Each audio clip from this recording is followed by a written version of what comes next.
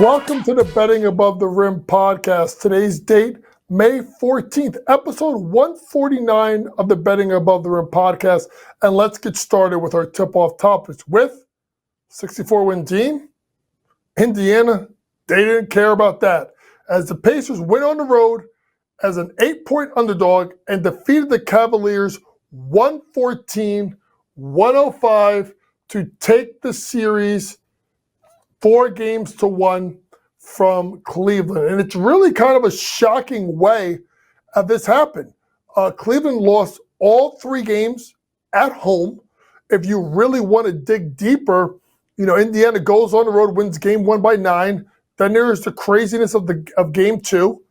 We thought Cleveland was back in game 3 with their blowout victory, and then it just turned the other way.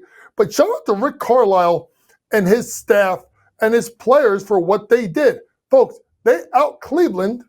What does that mean? It was the sum of their parts. It was Halliburton. It was Turner. It was Siakam. It was Nembhard. It was Bennett Mathurin.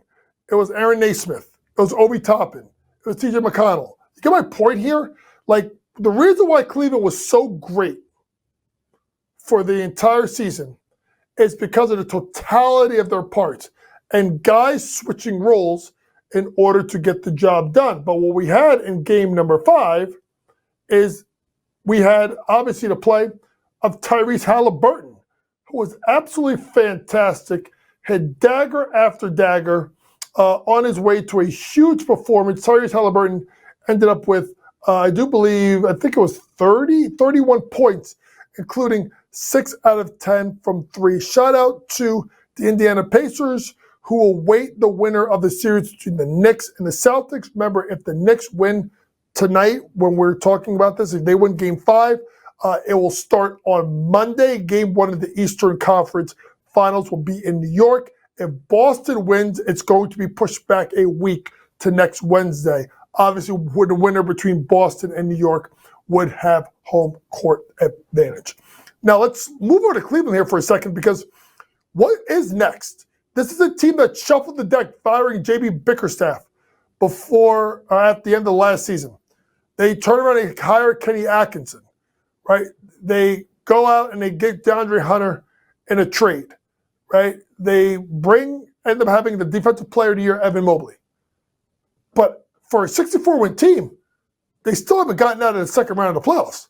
So look at these notable players on the roster. Obviously, Donovan Mitchell, who signed an extension last year, Darius Garland, Evan Mobley, Max Strus, Jarrett Allen, DeAndre Hunter, Ty Jerome, and Sam Merrill. And when you look at this team, you have to think about with the luxury tax and the apron. I don't think that they're going to be able to bring all of these guys back, but particularly look at the fact that Sam Merrill and Ty Jerome both are impending free agents. Now, obviously, Merrill has bird rights. Ty Jerome has early bird rights. But if you put that back up, Matt, I want people to look at the name Jarrett Allen. I think there could be a case that if with DeAndre Hunter, you can move Jarrett Allen for more bench depth, get off the luxury tag, the second apron, try to improve the roster, especially if you lose Jerome and Sam Merrill. Move Evan Mobley to the center, DeAndre Hunter to the 4, and then you can go from there. Expect, even with a 64-win team, expect Cleveland to make some changes. Let's head to the Western Conference quickly, where Oklahoma City Thunder took a 3-2 lead over the Denver Nuggets with a final score of 112-105. Obviously, the Denver Nuggets covered as a 10.5-point underdog. We had kind of talked about the fact that we thought that the line was just a little bit too high in this matchup. Nikola Jokic wasn't Nikola Jokic, let's be honest. He was back. He shot the ball well from 3. Obviously had a 40-point game, 15 rebounds. But it was honestly the concerning part about them, and we'll talk about this more, is Michael Porter Jr. has not looked good the last 2 games. That left shoulder injury has been a problem. We'll see what we get out of Michael Porter Jr. Really quickly on the other side. I mean, listen, the sum of their parts, part 2. Oklahoma City, all 5 starters in double figures. All 5 starters were positive plus-minus led by SGA with a 31-7-6 game. 3-2 lead. We'll talk about this game 6 in our scouting report. Now to the injury front, and devastating news, really, folks, not just for Celtics fans, but the NBA. Late in the fourth quarter, while trying to take a step with his right foot to go get a loose ball, Jayson Tatum blew out his Achilles. He quickly had surgery yesterday to repair it, and they're expecting to make a full recovery. Folks, he's going to probably miss all of next year. And it brings up an interesting part with Boston is this will be the last time we will see the Celtics team as constructed in this way. Regardless if they win the title or not, Boston has, with their luxury tax, a $500 million bill next year. If they've lost Tatum, I would expect guys to be on the block. I think Jaylen Brown now has to stay. Porzingis, White, Holiday. One, if not two of those guys can be moved and probably will be moved because you can get guys like Hauser, Pritchard, and other guys can maybe take on more, Luke Cornett, other guys will take on more prominent roles. They have to get under that apron. Look for major changes out of Boston. Most importantly, folks, and I'm a Knicks fan, you don't want to see a guy get hurt. This is one of the top 10 or so players in the league.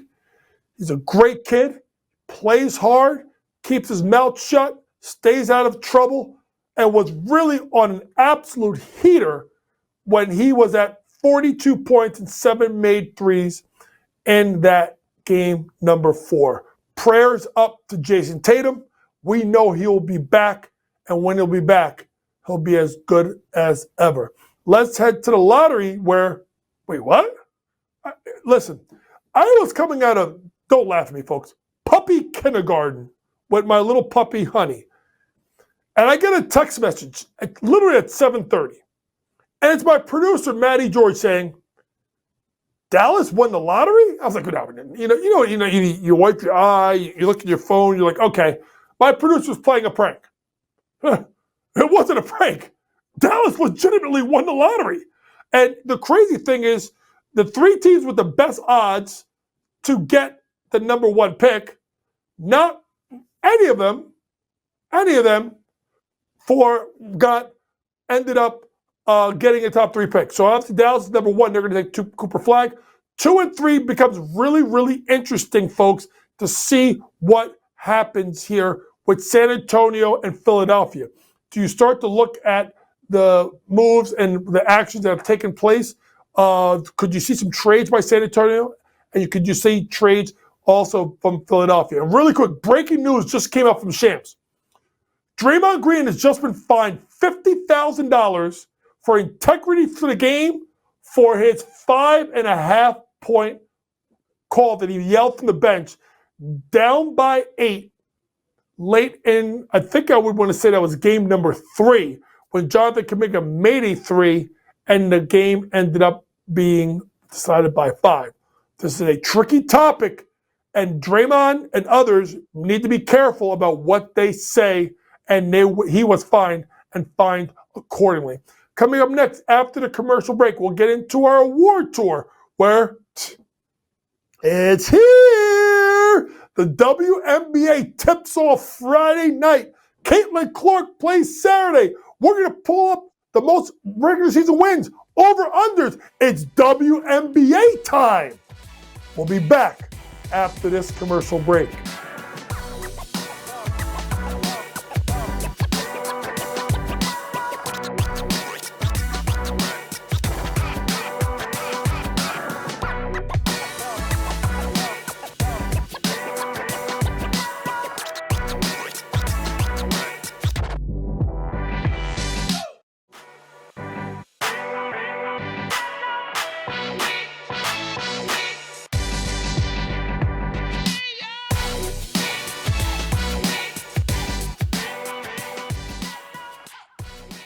Welcome back to the Betting Above the Rim podcast, episode 149, and it's time to get into our award tour as we break down the future markets of basketball. And guess what?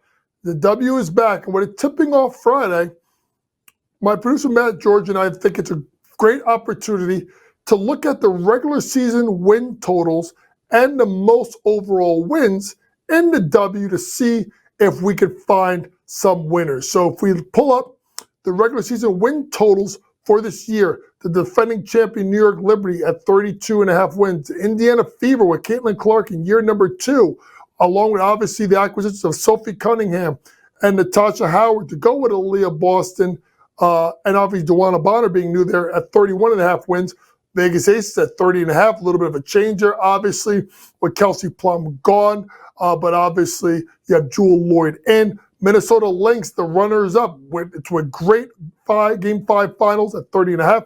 Then a little bit of drop-off to Seattle at 25.5. Skylar Diggins is back. Take away to Smith.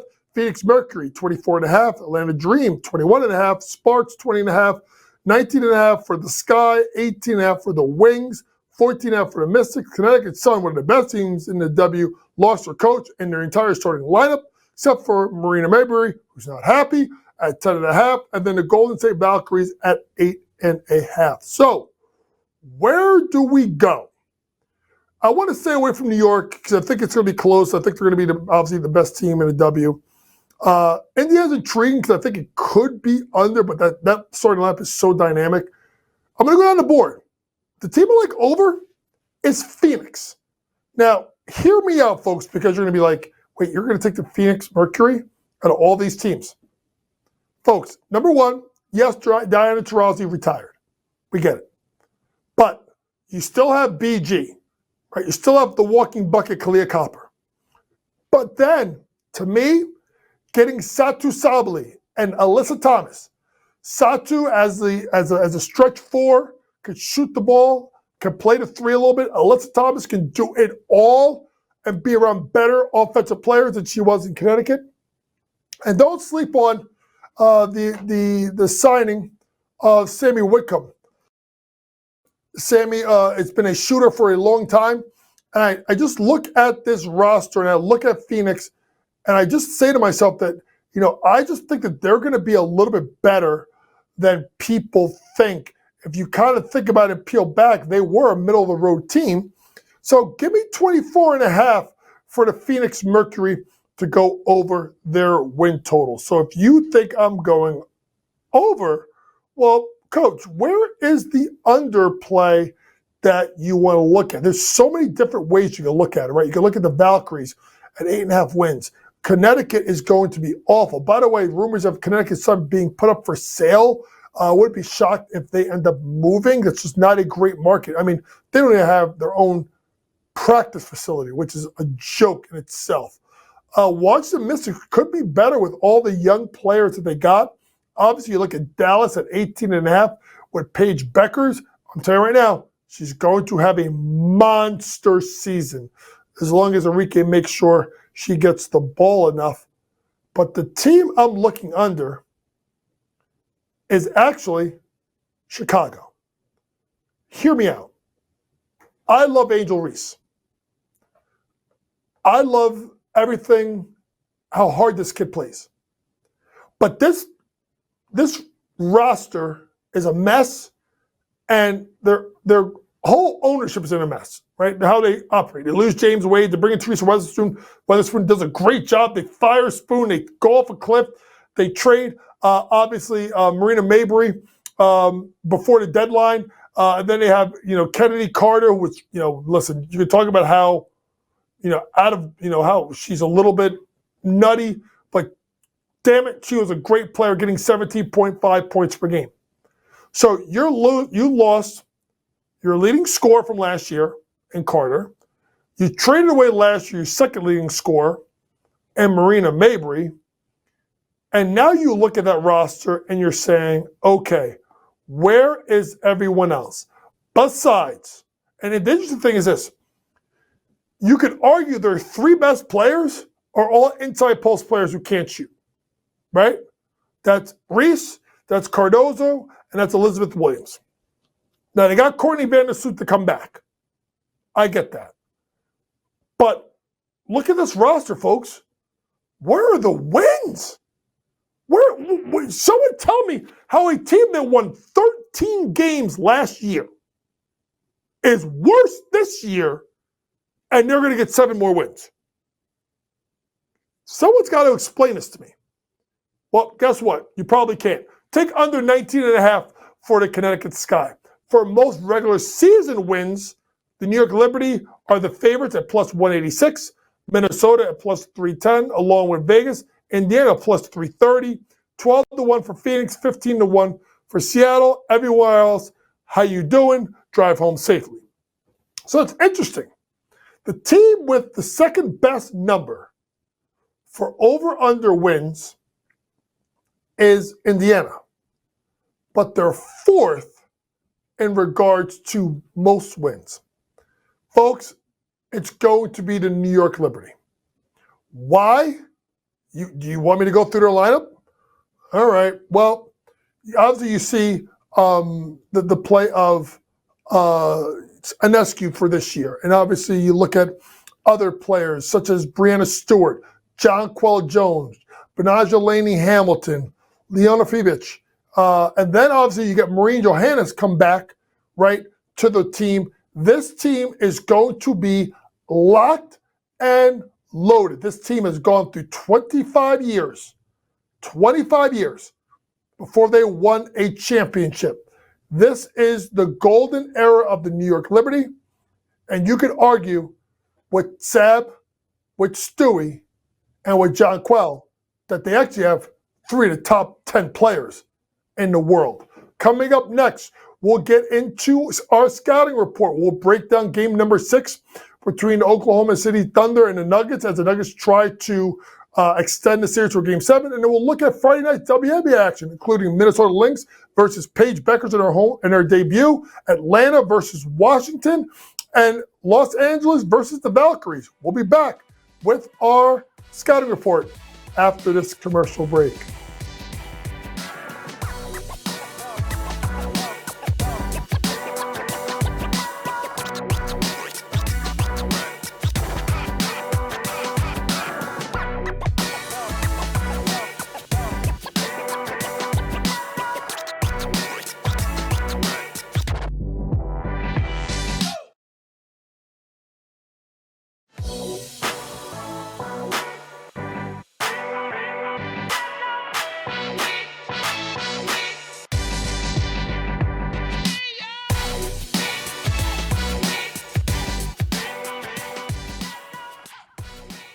Welcome back to the Betting Above the Rim podcast, episode 149. It's time to get into our scouting report as we break down the odds for games coming up now with the NBA and the WNBA. Let's start in the NBA. Friday night, game number 6 between the Oklahoma City Thunder and the Denver Nuggets. Obviously, you look at OKC right now, about a 4.5, 5-point favorite. Make sure you shop around as these lines could move, obviously, before tip-off on Friday. Over-under right now at 218.5. Folks, I went on the early line earlier today, and I talked about my concern, particularly with Michael Porter Jr. I don't like how he looks. I think his shoulder is banged up. And think about game number 5. You get 28 points out of Jamal Murray, although not very efficient. You get 40-plus from Nikola Jokic. You get 15 or so from Aaron Gordon, and you still don't win because Oklahoma City has more guys that can score than you. And I think Oklahoma City learned their lesson in blowing game number 3. So originally I thought this was going 7, but the way I feel like Denver is kind of teetering down, especially Michael Porter Jr., I'm going to lay the 4.5, 5 points. I think Oklahoma City Thunder close out the series 4-2 and win at the Mile High City come Friday night. Let's head to the WNBA, where Paige Beckers will make her career, I would say, debut with the Dallas Wings.